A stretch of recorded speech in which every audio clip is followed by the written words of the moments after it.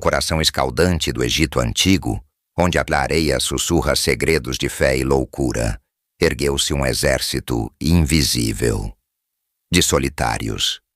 O monasticismo cristão nasceu nas entranhas do deserto, um lugar onde a alma humana colidia com Deus ou com demônios.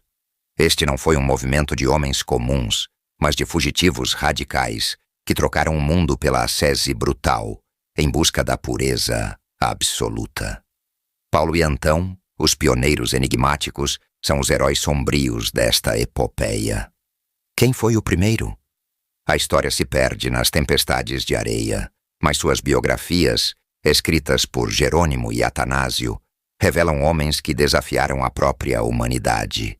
Paulo, o eremita das tâmaras e do silêncio, fugiu para um esconderijo de criminosos abandonado.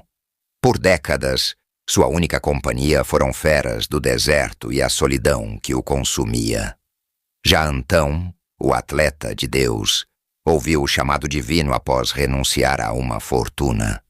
Sua jornada foi uma guerra cósmica, túmulos malditos, demônios que o atacavam fisicamente, visões celestiais e uma fuga eterna, até que multidões o encontraram, transformando-o em um santo acuado por sua própria fama.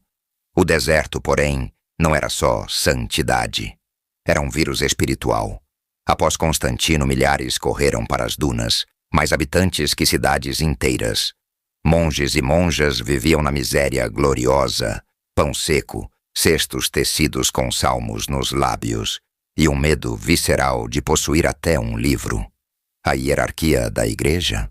Uma inimiga. Ser ordenado padre era uma maldição maior que a tentação. O clímax da tragédia. Antão, analfabeto e sem falar grego, humilhou hereges em Alexandria com palavras incendiárias. Paulo, esquecido em seu oásis, tornou-se lenda antes mesmo de morrer. Ambos foram faróis de um êxodo que queimou como fogo no capim seco, um contágio de alma que transformou o deserto em um mar de cilícios e sonhos divinos. Mas o preço foi alto. O paraíso dos anacoretas era também um inferno. Solidão que dilacerava, fome que santificava, demônios que desafiavam a sanidade. E no fim, até seus túmulos foram escondidos, como segredos enterrados sob a areia implacável. Este é o legado dos monges do deserto, homens que ousaram enfrentar Deus no território do diabo.